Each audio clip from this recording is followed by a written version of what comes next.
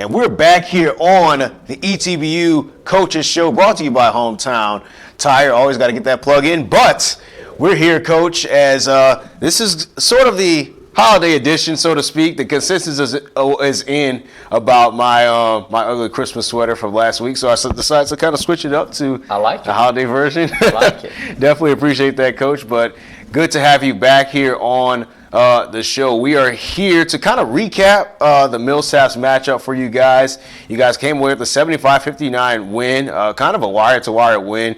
Just kind of talk about what was so successful for you guys, especially considering you had 2 weeks off, and then you had to jump in on the road, play against the majors, came away with the win. Just kind of talk about, from your perspective, what was so successful for your team? Well, I was really, really impressed and proud of our girls. Like I said, being off for 2 weeks and then going through finals last week, and even through finals, I mean, we wore them out physically with conditioning and practice stuff, and then they were mentally wore out with the testing part of it. But and then to come get on the road and drive to Mississippi and play Millsaps, who's got a good team.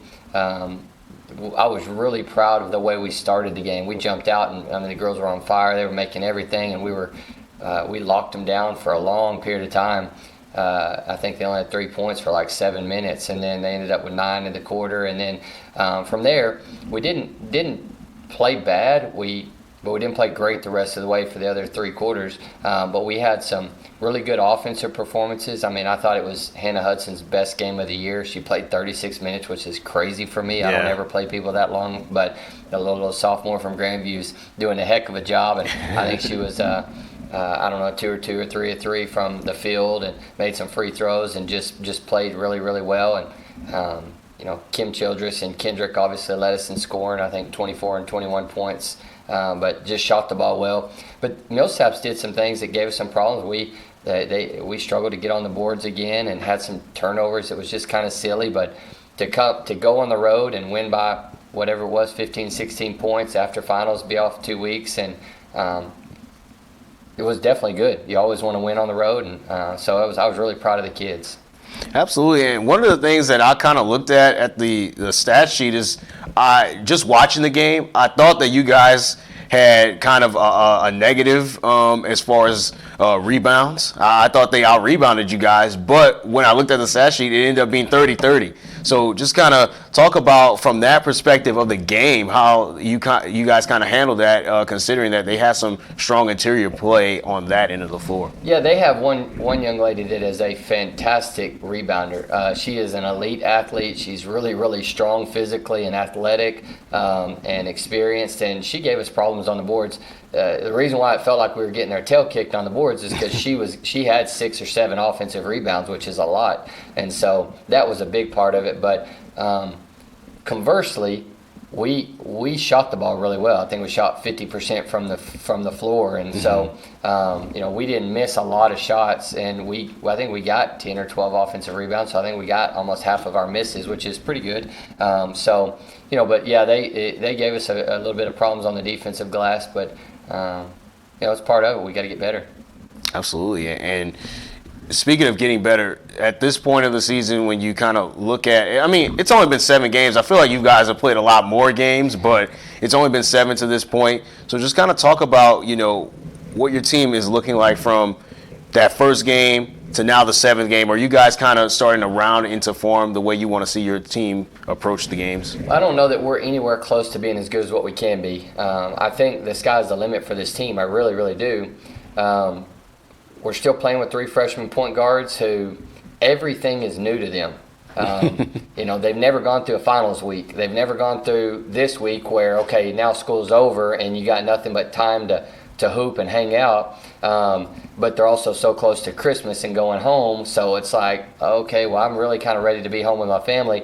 They don't have any idea. They've never experienced any of this stuff. So every single thing that our freshmen are going through, but specifically our 3 freshman point guards who are having to lead us, are going through is new. So as experienced as we are in some spots, we're extremely inexperienced in others. So I think every day brings on a new challenge, but it's experience that the kids are gaining that hopefully will help us be better in the end. We have shown tremendous improvement in a lot of different areas. offensive execution has gotten much better. I think our defensive scheme, because we are playing more man defense this year. I've never played man defense, so it's our first. So any man defense would be more than usual. But we're probably 50-50 or 60-40 in terms of man and zone right now. That's all new for everybody, me included. We're getting better at that too. Our press is starting to kind of come around and get better. And so there's a lot of things that are improving. But ultimately, for us to be our best, we've still got to correct a few of the major things that we've been struggling with. And so we're going to keep working on it. Absolutely. And one of the other things also, you kind of talk about, the freshmen kind of dealing with the challenges of balancing, the finals week, balancing, preparing for a game, and then balancing, getting ready for the break. You guys are going to have about, I want to say, maybe 10 to 12 days off. 14. Yeah, 14 days. Absolutely. Before you approach that Longview tournament. Now, how are you guys planning on attacking that part of the challenge as far as scheduling-wise for you guys? Well, it's one of those things that, you know who we are and what we're about. We love the Lord.